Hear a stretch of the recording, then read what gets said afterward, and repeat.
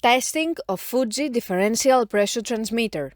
The transmitter has been set to a calibration range of input signal according to the request of the customer. For testing, we add a 24-volt DC power supply, a multimeter in order to measure the milliamp output, and a water column in order to see the input signal. By manipulating the input signal, the unit reacts accordingly, and at the lowest set point, the output is 4 milliamp, and at the highest set point, the output is 20 milliamp.